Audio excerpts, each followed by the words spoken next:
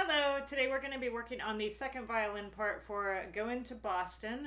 This is an Appalachian folk song which is arranged by Carrie Lane Grussell for string orchestra. And we are going to be working on this slightly slower tempo than the actual tempo. The tempo that is printed in the score is 104 beats per minute for the quarter note. And the tempo on Smart Music is just a tiny bit faster, 107 beats per the quarter note. But you will notice that although you can adjust the tempo in Smart Music, you'll get a kind of a distorted, warbly sound when you do that. So that may be distracting for you. I would recommend that you listen to it up to tempo so you know what your goal is, and then practice it maybe with a metronome at a slower tempo and learn each section of the song at the slower tempo. And then when you have it all down, work on bringing the tempo up. And if you wait until you've got everything up to tempo to play with Smart Music, that is totally okay. Now let's first of all talk about the finger patterns. We have in this one, the key signature is D major for most of it. There is a key change at measure 25, but it only stays in that key for 4 measures, and then at 29 we're back to 2 sharps. So the key change at 25 brings us into C major, no flats, no sharps, and then at 29 we're back in 2 sharps. So our finger pattern is the 2-3 finger pattern, meaning a half step is between 2 and 3 on the D string, also on the A string. And then on the E string, we do have low second finger, so a 1-2 finger pattern, half step between F sharp and G on the E string. But it looks like in the second violin part, we actually don't have any E string notes.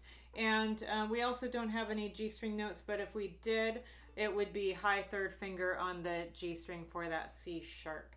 So first thing to just really make a note of is your finger patterns. Next, we're going to look through it for rhythm challenges. There are a lot of groups of 4/16 notes, but notice that all of them just have 4/16 notes with the bow and staying on the same note. So you really need to just work on moving the bow and 16th notes, which is a little bit easier than when you have to coordinate fingers and bows at the same time. We also have some dotted rhythms in here, some dotted 8th and 16th notes. And with those, you do want to make sure that you're subdividing in 16th notes. And so just make sure that you're being careful with the rhythm throughout this. This is a fiddle song, so we are going to be putting a little bit of separation between the 8th notes in this one, and making the 16th notes really nice and smooth and connected.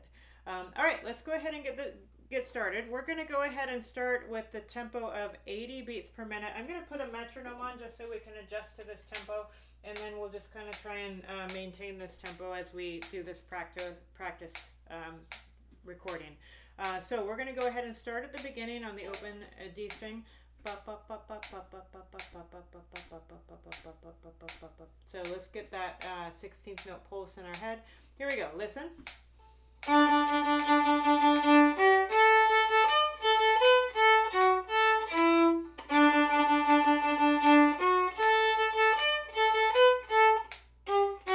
Now most of that, the first violins will play with us, so we'll have a lot of violins playing the same thing. We do need to make sure that we remember to retake after the second measure. So second measure actually starts up bow. It's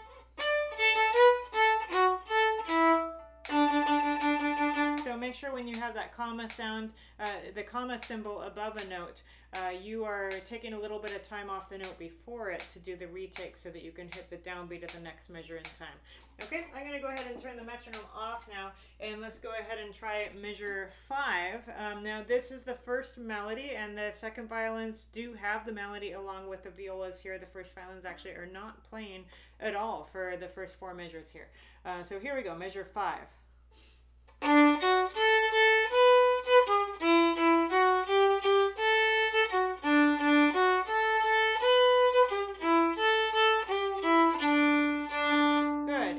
First violins take over the melody, and the second violins have an accompanying figure at measure 9. Notice the 8th notes are marked staccato here, which we're pretty much kind of doing throughout, but maybe even a little bit more here. So here is measure 9.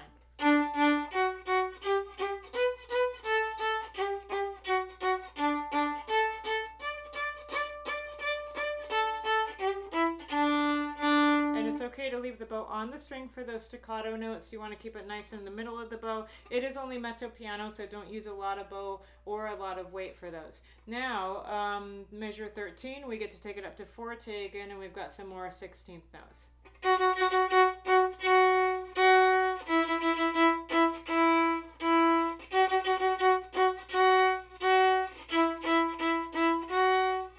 Notice how I'm punctuating the quarter notes and the eighth notes. This is very similar in style to music of the Baroque period in classical music. And so you're really making the quarter notes very solid, and the eighth notes are kind of like your walking notes, and your 16th notes are your running notes. Then at 17, we have something very similar, but now piano. So we were forte before, and now we are piano. So we might be a little bit further, closer to the tip of the bow. Probably not all the way at the tip of the bow, but just a little bit above the middle of the bow for the piano.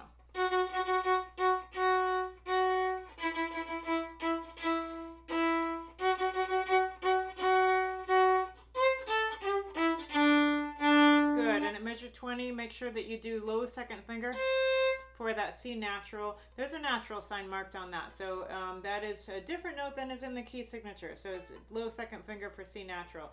Measure of rest at 21, and then we play 22. Rest some more, and then 23 is a 1 and 2 and 3, and that will prepare us for moving into C major.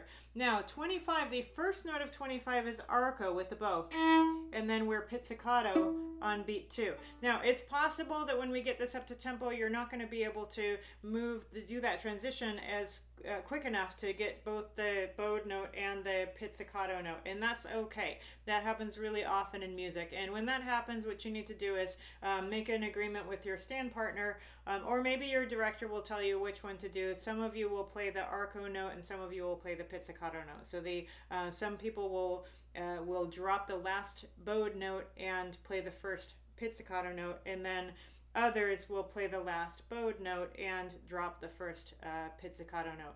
Or maybe with practice, you'll get quicker at this transition, so you might be able to get them both. But don't worry if you can't. It takes time. So I'm going to start with the measure 24. 1 and 2 and 3. That's low second finger. Still low second finger. And 2 and 3. F sharp again there. And 2 and 3. And 2 and 3. So let's take a look at measure 30. We had at C natural, so we go G on beat 1, and then C natural, low second finger, and then C sharp. So just make it very, very clear, that transition between those notes. Make sure that you're making that change. Continuing now at measure 33, piano here, so not too loud, and slightly above the middle of the bow for the bowing here.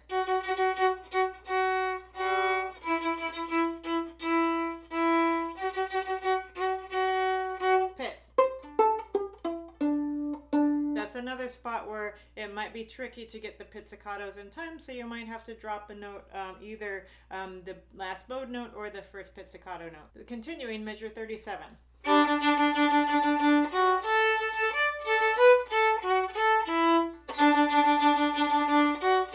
1 and 2 and. So in that line, don't forget the low second finger for the C natural in measure 40 and 41. And then when you have groups of 16th notes and 8th notes, and sometimes a beat that's got an 8th note and 16th notes, just make sure that you're really being accurate about analyzing that rhythm, and that you are playing the correct bowing. If you get the bowing wrong, it might not feel like it doesn't blend with everything else that's happening, but what happens then is sometimes your bow will be moving in the wrong direction, and it won't match the rest of your section. So it's very important that you do play all these rhythms accurately when you have 16th notes and 8th notes blended together. All right, let's go ahead now, and we're going to play this up to tempo and with the smart music recording. Again, I encourage you to set your tempo at about 80 beats per minute for learning this piece. Learn each section one at a time, and then when you're ready, go ahead and start bumping up the tempo until you get to 104 or 107.